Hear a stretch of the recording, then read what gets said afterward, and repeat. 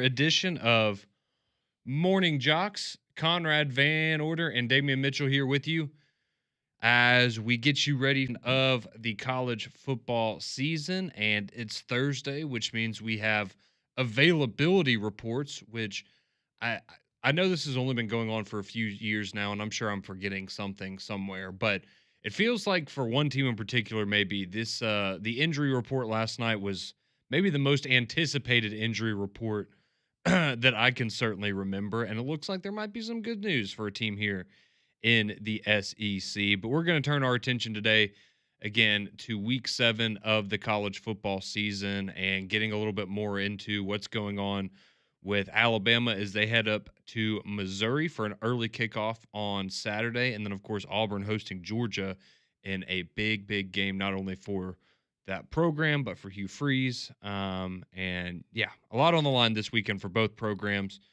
And we also have a little bit of drama in Chapel Hill, where maybe an unexpected name could be one of the next coaches to be fired in college football. So, a lot for us to get into today. Let's get the ball rolling. Appreciate you joining us and making us a part of your morning each and every day right here on JOX. So, as I said, availability reports, that's always the fun topic of conversation on Wednesday nights, Damien. And of course, Alabama and Auburn, they both have them. Every team in the SEC has them now. And sometimes you get maybe a little bit of a surprise. You go, oh, didn't know that was is maybe as serious of an issue as I thought that it was. And so I know some people, if you saw the one for Alabama last night, you probably took a second and went, well, some of you went, sweet, good, maybe he won't play. But I think it might have been a surprise for some of you to see that Ryan Williams was listed on the initial injury report for Alabama last night. He is listed as probable, so just a little bit dinged up, and maybe it's from the hit he took that was apparently it wasn't It targeting. wasn't targeting, not on the field. Apparently it wasn't targeting. Who knows what targeting is nowadays? Well, there's been 2 of those now this year where he got nailed in the head and it wasn't called. So, yeah, he's probably a little banged up.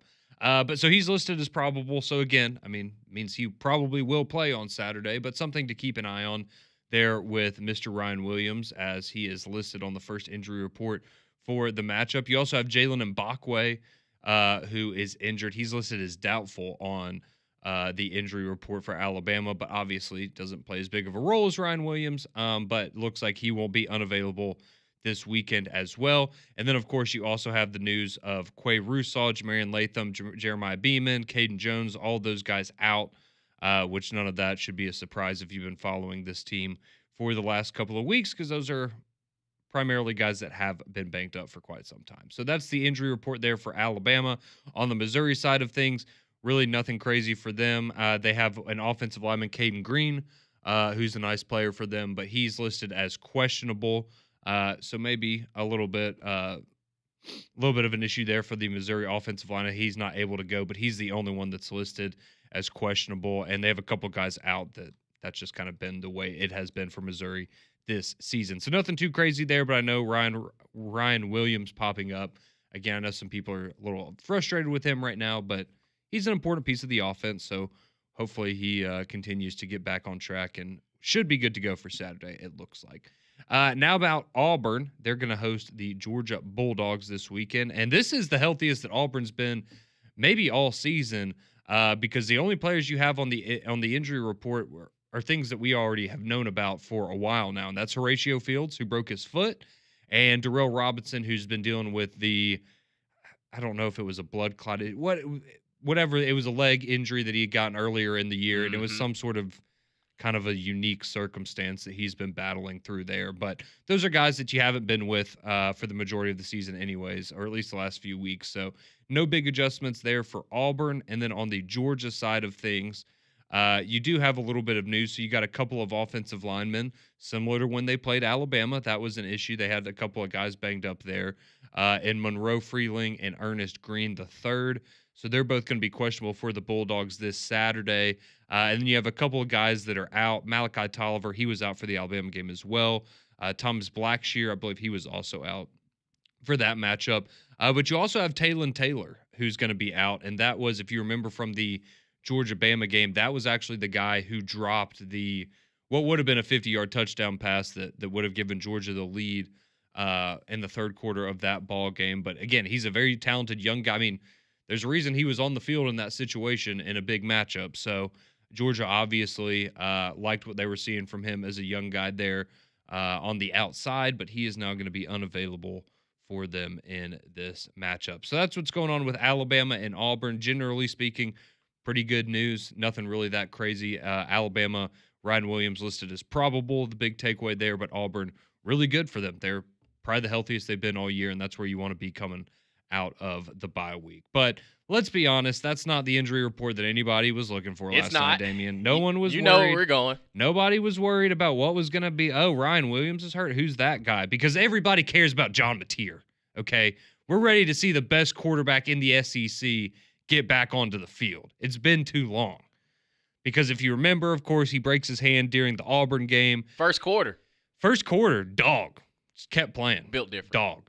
But no, in all seriousness, he did. Yeah, he broke his hand in the first quarter of the Auburn game. He then undergoes surgery. Dr. Shin becomes a piece of Oklahoma folklore now with the fantastic job that he did there. And we were told after the surgery that he would be able to return in as quickly as 15 days from the surgery. So Saturday against Texas, that will be 17 days post-surgery for John Mateer. So last night, Oklahoma, they released their initial availability report, Damian, and he is listed as questionable. So you're telling me there's a chance? I'm telling you there's a pretty good chance, and you want to know why? Why is that? Oklahoma is now a 1.5-point favorite in this game, and if you remember, Texas on Sunday had opened up as, I believe, a 3 or 3.5-point favorite. That had then moved down to about a 1.5-point favorite for Texas, and now it has shifted completely to 1.5 for Oklahoma. Vegas knows. That only happens when something drastic has to happen for that. Like your star quarterback magically healing from hand surgery. So looks like, again, nothing is confirmed. We'll see, because they'll do another report tonight, right? We'll see how this thing moves along. But right now, it looks like Oklahoma is going to get John Mateer back for Red River. It's a perfect timing too, because when you look at Michael Hawkins Jr., a guy that's been there for a couple seasons now, he ain't no John Mateer. No disrespect to him, but what he gives that Oklahoma offense and that Oklahoma team, it's completely different. There are just things that he does on the football field that you either got it or you don't. Yep. And the way that offense looked, and again, it was Kent State. They still handled their business, but it wasn't as fluid as it is when John Mateer is back there at quarterback.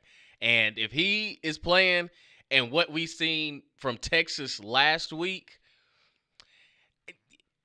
if you're Texas, you are probably sweating bullets right now. You thought you had them. Thought we had a chance. Not to say that you still don't, but the chances are very, very slim if John Mateer is close to 100%, because his resume speaks for itself. His tape speaks for itself. If he's out there, Oklahoma kind of looks a little bit different. I certainly agree with that. He definitely brings a little bit of different juice, and I mean, they looked fine against Kent State last weekend, but look, even as bad as Texas has looked at points this year, they're a little bit better than Kent State even on their worst day. I would wager. So yeah, you certainly want to be at full strength for this. But I will say this about Red River, right? Is at least here in the last few years, it feels like that game's been kind of unpredictable, just in terms of what the outcome is going to be, in terms of who's going to win. But also, I mean, we've had some just great back and forth games. We've had some absolute blowouts. If you remember it wasn't not a very good Texas team that beat Oklahoma, like 48? Was it 48-0? Something like that a few years ago. So again, it's a rivalry game. Anything can really happen, but Oklahoma certainly wants to get back to John Mateer, and maybe this also allows him, and he only missed one game against Kent State. Maybe that Heisman campaign gets back on track for him as well. So big news there for the Sooners, as it looks like they are trending towards having John Mateer back for their big game against their arch rival Texas coming up on Saturday. Quickly, you did actually have live tackle football last night as we kind of move away from the injury news. But you had two games last night, as you had Liberty taking on UTEP and the Flames getting a 19-8 victory over UTEP there last night. So that's Liberty's second win of the season. So they're 2-4 on the year, which if you've been keeping up with Liberty in recent times, that is look, I'm just saying I would argue if you were to go and take um, every FBS school's strength of schedule or strength of record over the last 5 years, I feel pretty confident that Liberty would be in the bottom five. They play I one wouldn't of the oppose. easiest schedules every year, and That's we right. always rank them and talk about how great they are, and then That's we know what right. happens. But a little bit of a different year for Liberty now, as they are now 2-4, but It got a is. big win last night. And then how about Missouri State? So their brethren going to be taking on the Crimson Tide this Saturday, but the Missouri State Bears, they take down MTSU last night 22-20. So very big win there for the Missouri State Bears as they were able to kick a field goal with a few minutes left to secure that victory. And you do also have some great football coming up tonight. If you also have in the NFL, obviously, you got the Eagles at the Giants on Thursday Night Football, which is going to be great. But you also have 4 college games tonight. You have La Tech and Kennesaw State, East Carolina and Tulane.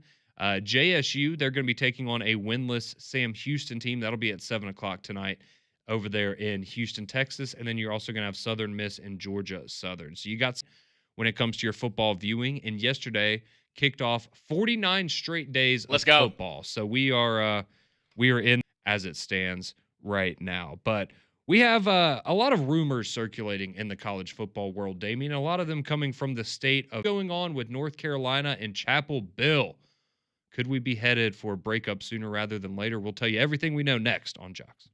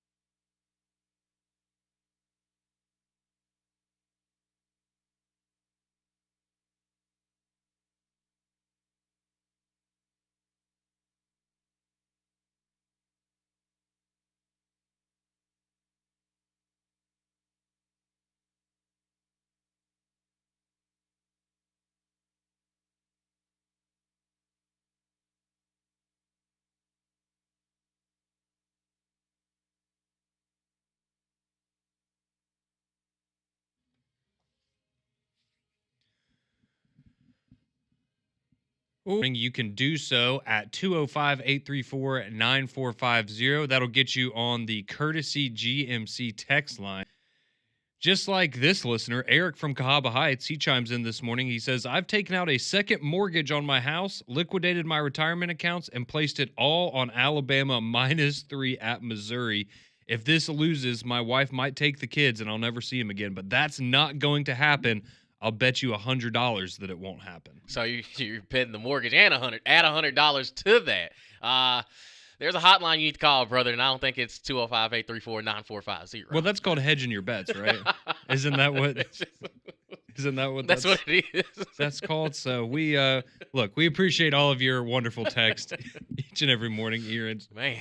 I hope that's not serious, but I'm assuming that that's a joke, but if it's not, good luck to Alabama. I hope that they pull it out for your kids' sake, really, more than your sake. But yeah, for the kids' sake, more than anything. So we always enjoy the interaction here on the show each and every day. And, of course, we'd love to hear from you as well. So let's get to what's going on in Chapel Hill, North Carolina, as we affectionately call it now. As one Bill Belichick, if you haven't been living under a rock, you're probably well aware that the former New England Patriots head coach is now at University of North Carolina.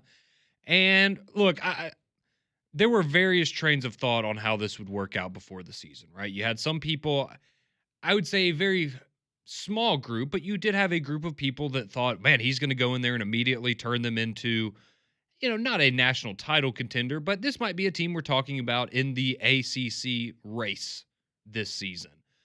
Then I think you had a lot of, the majority of people that looked at this situation.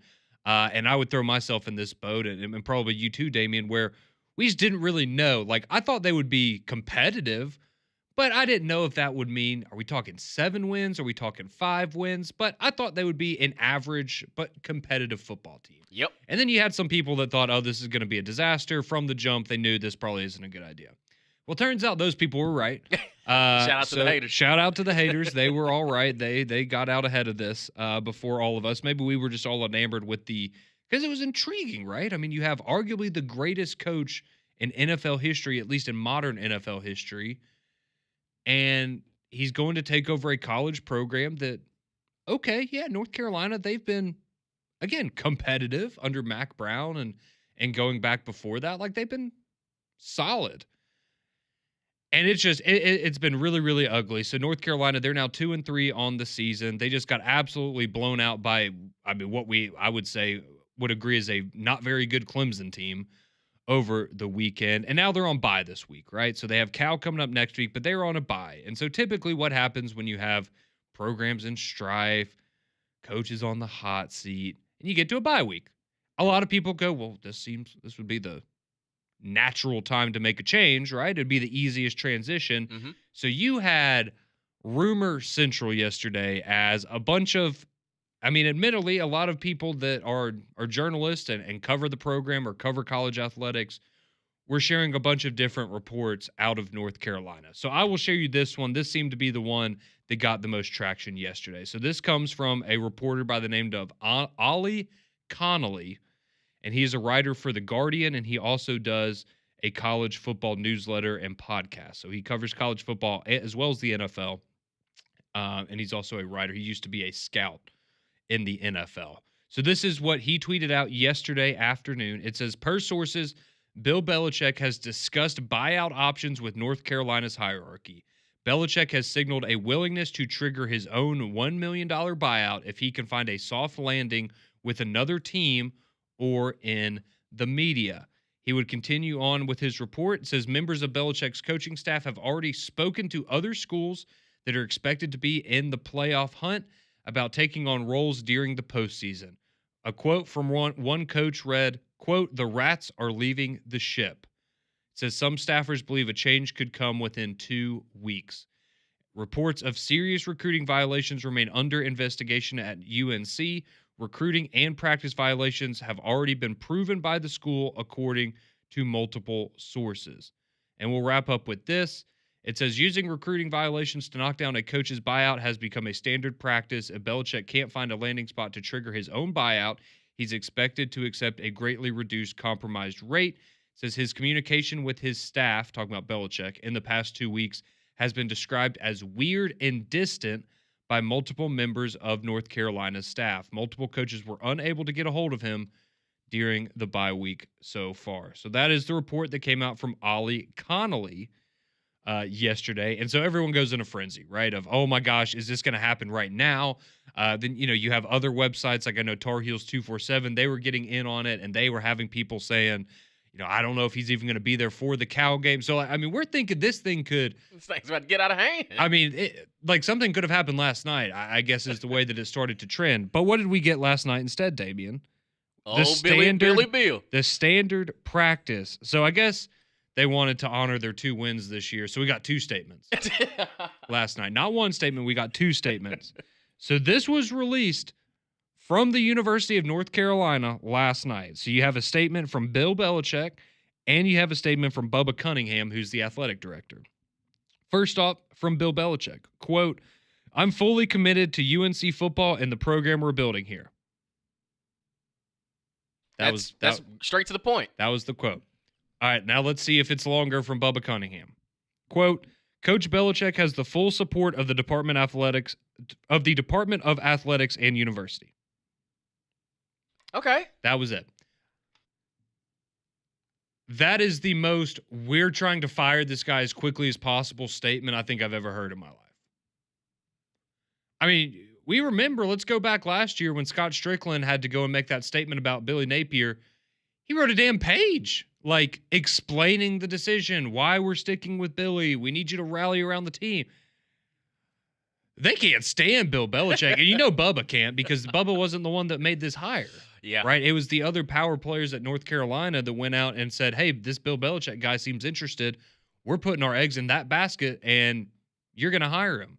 So he doesn't like him. No. There's no way that Bill wants to be there anymore. I'm sure Jordan, she's probably the only one that's having fun because she probably doesn't understand what's going on. She's just like, oh, okay, we're moving. And you know what? Going back to how tumultuous this offseason was going into it, and how, basically 2 weeks before fall camp opened up, they let us know that they weren't going to do the documentary series on him. It's kind of just been a blank show for the rest of the time. And again, had we not seen what happened between them and TCU to start the season, where it's hold on, Bill, we weren't expecting this. We can understand you losing to TCU. Maybe it's a 2-touchdown game. Understandable. It's your first game out there. But what we've seen so far, and then what we got a chance to see with Clemson looking the way they have all season, and to go out there and beat the brakes off of you. Yeah, I think Chapel Bill's time there in North Carolina is slowly getting to an end. Well, I wouldn't even say slowly. It's quickly getting to an end. So they are 2-3 on the season this year. They have not beaten a Power 4 team. So they played they're 2-3. They played 3 Power 4 teams. They lost to all 3 of them. Mm-hmm. The total cumulative score of those 3 games is 120. That's not North Carolina. That's the other teams. 120-33. They have lost 48-14 to TCU, 34-9 to UCF, who is supposed to be pretty bad, and 38-10 to Clemson. Yeah, it's they haven't lost by less than 25 points to an actual team. No, they beat up on Charlotte and Richmond, so that's good, I guess. But the bad news for them is you only play Power 4 teams the rest of the season. They legitimately might go 2-10, maybe 3-9. Sprinkle in just one upset along the way. You've got, Cal has been, better than I think we were expecting. They have Brian Harsin as their offensive coordinator, brother. Have some respect. Damien, they've lost 110-33. I'm just saying. Or 20, whatever it was. Nah, They've got Stanford and Wake Forest on their schedule. Maybe you win one. Hey, Wake Forest has Red Zone Robbie. Come on, man. You just don't count those as wins. They're not happening. Now, Stanford, I can understand. Well, they just got $50 million yesterday, so they're... Showed it. They showed it. They're riding high right now. But it's a bizarre situation there. So, again, the university, again, and this is when it gets to a fever pitch, is when this news is all circulating on social media, and they have to make a statement addressing the situation because they understand that, probably a lot of legitimacy to some of these things that are being reported, at least in terms of maybe they're moving towards the direction of a separation and a split there from Belichick and North Carolina. But look, if you had told me that it wasn't going to work out, I would have said, okay. I mean, that's not the craziest surprise in the world that Bill Belichick didn't work out North Carolina. If you told me that we were 5 games into it and we were trying to figure out loopholes or ways to get out of this deal right now because both parties are miserable, I wouldn't have seen it being quite that level of a disaster, right? Because it's Bill Belichick. Like the way that he ran the Patriots, it was a well-oiled machine, and this seems to be anything but that. So interesting times there in Chapel Hill as we see what the future holds there for the Tar Heels and Bill But Belichick. do you really want to see a 73-year-old hit the unemployment line?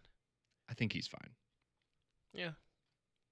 Yeah. I mean, his girlfriend's parents have a successful business, and Well, they he's always done need an well. extra pair of hands up there at the shop. So Yeah, absolutely. even if they're 73-year-old man hands.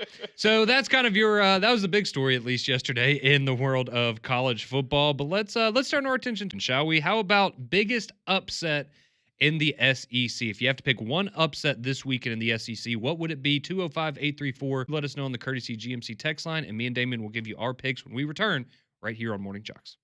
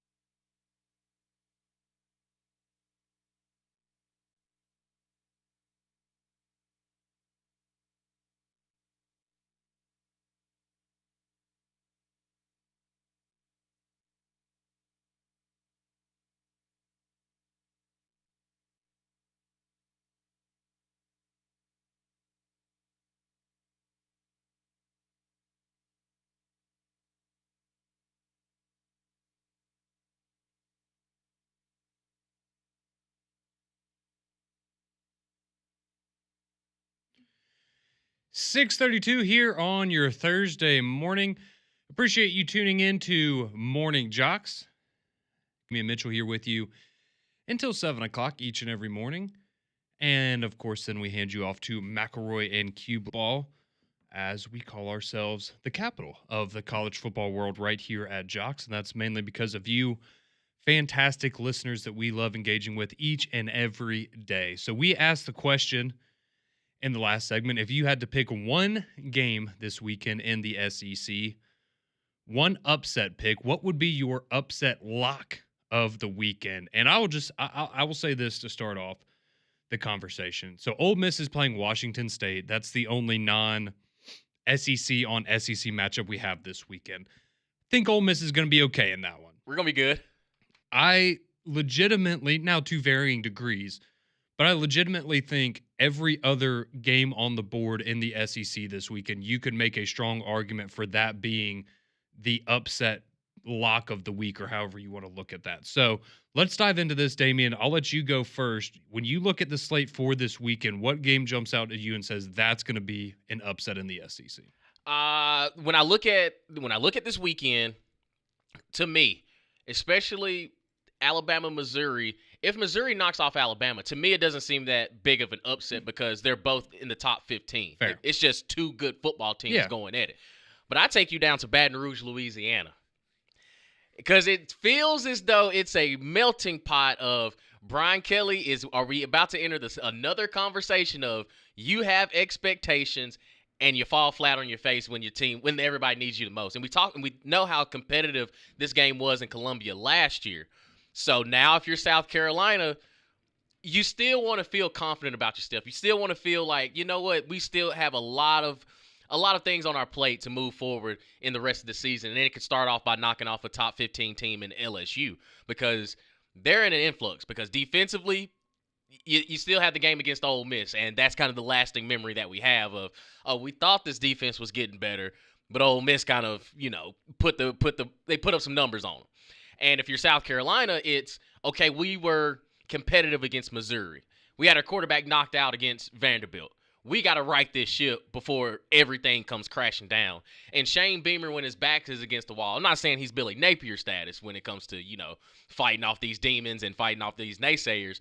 But if he ever gives his South Carolina team a glimpse of hope of we can do this, like we have the tools, we've got the bodies, this kind of sets up a game for Shane Beamer to kind of jab one on the way out for Brian Kelly of, you know what, man, if I'm going down, you going down with me. You're going down with me. If neither one of us are going to be, if South Carolina can't be in the college football playoff discussion, well, neither can LSU because we're going to put you out of your misery. So I think if you look at upsets, I could see that one happening and we'll come in here Monday of, yeah, it kind of figures. It kind of sets up like that. And also Lenore Sellers could basically Superman this thing.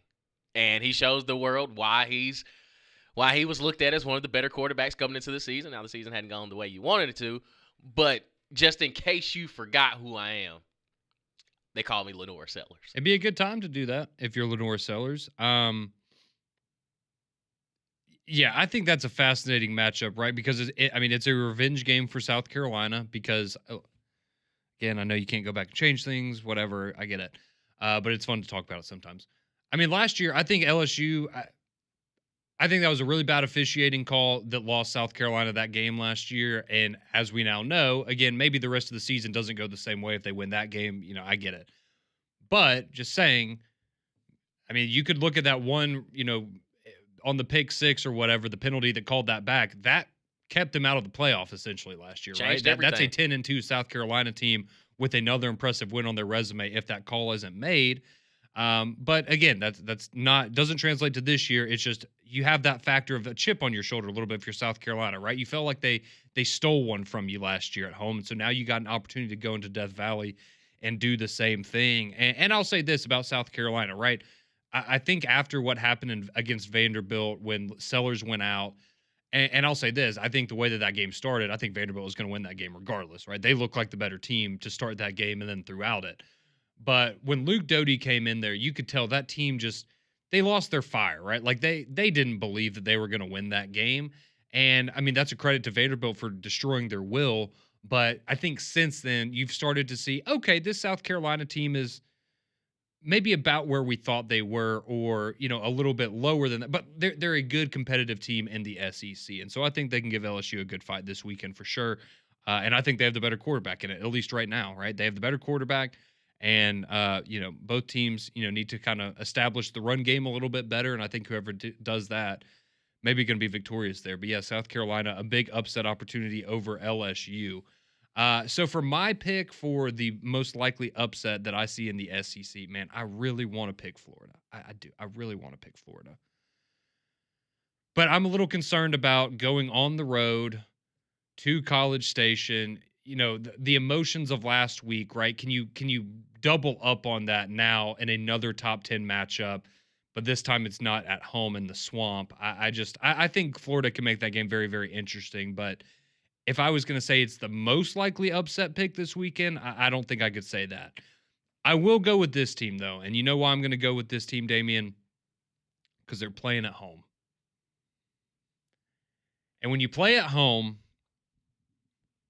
and you play somewhere that has as much history in it as Jordan-Hare Stadium, I'm just being honest. It feels like you have a chance in these games, regardless of what we've seen the last 2 times they were out on the field, regardless of how bad this offense has looked, regardless of how many carries the running backs have, Damian. I'm not super convinced that Georgia is just going to run in here and absolutely pound Auburn into submission on Saturday, because I think that, as we know, this Georgia team they're very good, but they're not the 2021, 2022 Georgia teams. What's Auburn had problems with this year? Protecting the quarterback, offensive line, Jackson Arnold holding onto the ball too long. Well, that's good, because guess what Georgia's not very good at? Putting pressure on the quarterback. So that might be an opportunity for you there. Now, they are good at defending the run. And so that's something that Auburn is going to have to implement. They're going to have to commit to it. And even if it means you're running for 2 or 3 yards a carry for a lot of the game, you got to play the long game in that regard. But I think coming off of the bye week, Georgia, you've had some separation now between that loss to Alabama and this matchup. They got to go play Kentucky. Maybe they're starting to feel good about themselves a little bit. I am just choosing to believe that Auburn in the bye week Hugh Freeze has to understand. I'm not saying if you lose this game that you lose your job, but if you get blown out in this game, I feel like you're probably going to lose your job. It sets up very nicely, I think, for Auburn in Jordan-Hare, where crazy things happen off of a bye week. Nothing has gone right offensively since the Baylor game. Surely Hugh Freeze and all of his offensive genius has come up with something that at least for the first half of this game against Georgia, you're going to go out there and look and say, man, Auburn has a real chance to win this football game. So give me the Auburn Tigers to be the most likely upset pick this weekend. Playing at home goes a long way, and especially when it's at Jordan-Hare. Let's go. Crimson Conrad actually saying something positive about his rivals. Didn't know you had it in you, brother. I know, me neither. Didn't know you had it in you. But you brought it up as far as coming off of a bye week and knowing the task that is at hand. It's the Georgia Bulldogs. It's not coming off of a bye week and playing, no offense, but the Kentuckys of the world. Correct. It's kind of, you have to lock in essentially 2 weeks to make sure that you're prepared for what Georgia has. And I'm with you as well, too, because, you're at home. Crazier things have happened in Jordan-Hare. They have. We saw a Texas A&M team that was ranked in the top 15 losing 4 overtimes to a Peyton Thorne-led offense last year. But we also have seen Arkansas go in there and beat them, and we've also seen Cal go in there and beat them. But crazier things have happened. We've also seen New Mexico State go into Jordan-Hare and win during this regime. Yeah.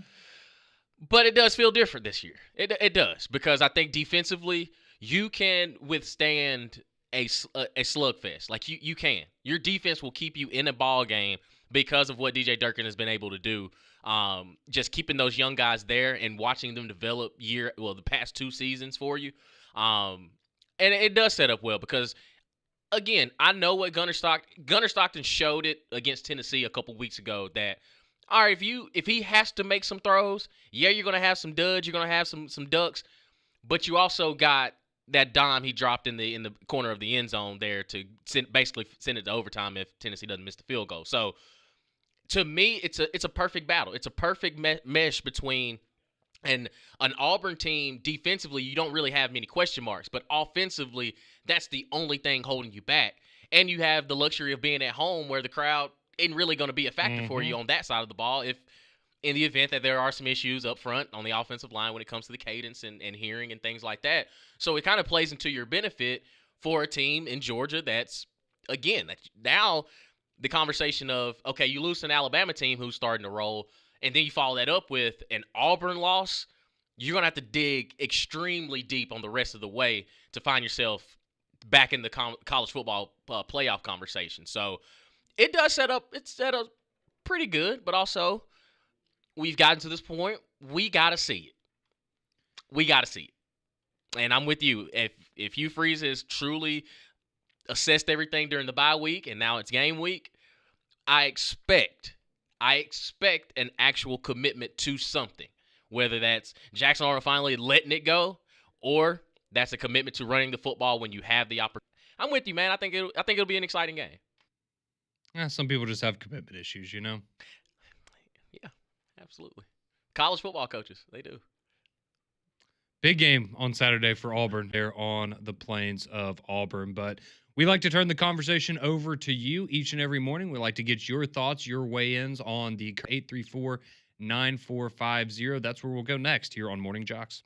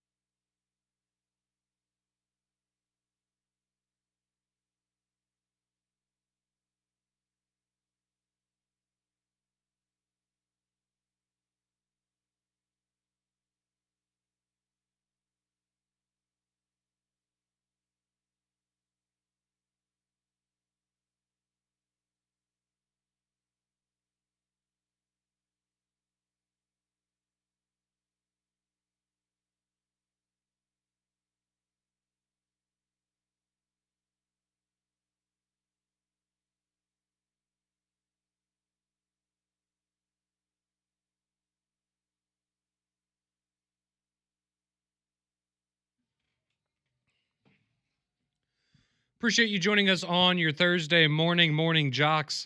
Conrad and Damien here with you. We hand you off to McElroy and Kublik in the morning. So if you're just now joining us, news of the day looks like John Mateer trending towards being back for Red River this weekend. He was listed as questionable on the injury report released by Oklahoma last night. But if you pay attention to what's going on in Las Vegas right now, they seem to be liking the Oklahoma Sooners a lot more than they were 3 or 4 days ago. So you can kind of read between the lines on that one.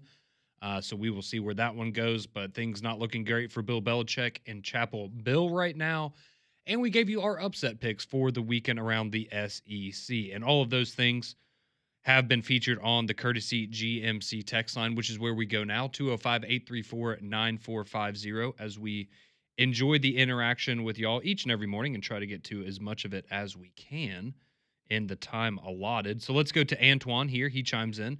He did not like my upset pick for Auburn over Georgia. He says Georgia's about to stomp a mud hole in Auburn.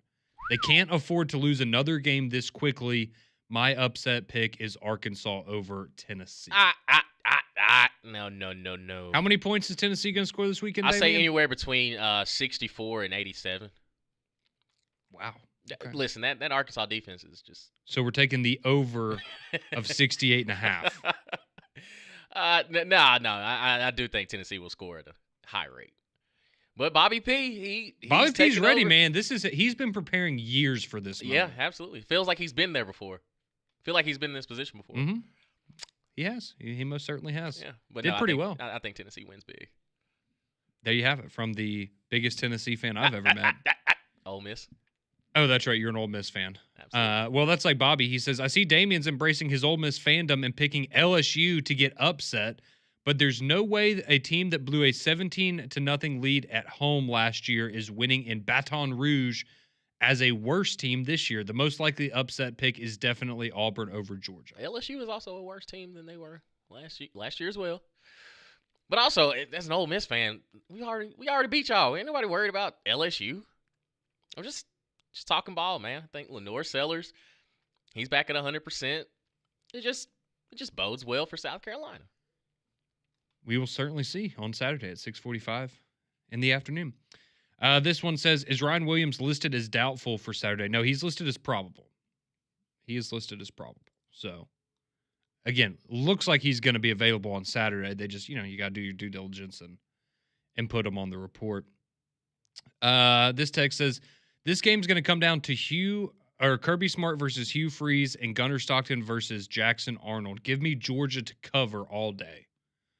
It's only a 3.5-point spread there. So, I mean, if you think Georgia's a touchdown better than Auburn, it's certainly not a bad play. Not at all. But you also go and look, and I mean, that's part of, honestly, part of the reason that I think that you just go and look at Las Vegas. Playing at home means a lot, right? I mean, there's a reason there's only a 3.5-point difference there when I think we would both agree that Georgia's been more impressive than Auburn up to this point in the season. All right, this one we have we have a few predictions here. So this text says Alabama's going to hold Ahmad Hardy to under 100 yards rushing. Ooh. But he also says Kalen DeBoer's road record is suspect at Alabama. He only has one ranked road win in Tuscaloosa. That would have been LSU last year. That's a very fair point. He also says Auburn's held every opponent to 9 points below their average this season. The Auburn offense only needs to score 26 points to win, because if you go by that metric, then Georgia would score 25 this weekend. Okay. Yeah, but they getting to 26 points is easier said than done. Well, you combine the last two games, they scored 27, right? Yeah. How many sacks? Probably close to 27 as well. I think 15. Yeah, somewhere around there. Something like that. Let's see. This one says, thank you for not picking Tennessee to get upset by Arkansas. Well, somebody else just did, so sorry about that. It says, even though they seem to have had our number for most of the last 20 years. And again, it's one of those games where, again, it's a revenge game for Tennessee, technically, because they somehow lost that game last year. Gone. Nico is gone. Nico is gone. He is the reason why you lost last year. Blame every single loss on Nico Iamaleava, and he is gone. God, that ain't happening. Tennessee by 1 million. You heard it here first. Steven with this text should have seen this one coming from a mile away. It says Ryan Williams is probable to drop a touchdown pass on Saturday. Dang, man. Don't kick him while he's down. That was a good one. Let's see. Drake says, will Florida be ranked if they beat Texas A&M? Whoa. Hold on now. Hold on. Probably not, because I think we all finally see Texas for what they really are, even if some of us have been saying it for a long time now. But I think everyone kind of sees them for who they are. So that win, I don't think holds as much weight. The Texas A&M win, great win, but you're still, I mean, Yeah, you're 3-3 at the halfway mark of the season. I don't think you're going to be ranked. nah. Now, you'll be in the others getting votes category, Absolutely. I would think. But, Yeah. yeah, I don't think you'll be in the top 25 yet. Florida has a long road ahead of them to get back to that point. So, but they could do it. We'll see. This one comes in from 205 Sooner. They say John Mateer plays. Oklahoma's going to win 24-6 over Texas. Arch Manning gets sacked 7 times. Ooh, Boomer Sooner. Someone says we need to take away Alabama or Conrad's alumni card from Alabama, since I picked Auburn to win a football game potentially. Pick them as an upset pick. Difficult, man. Well, Alabama does not pay my paycheck, so until then, I'm gonna call it.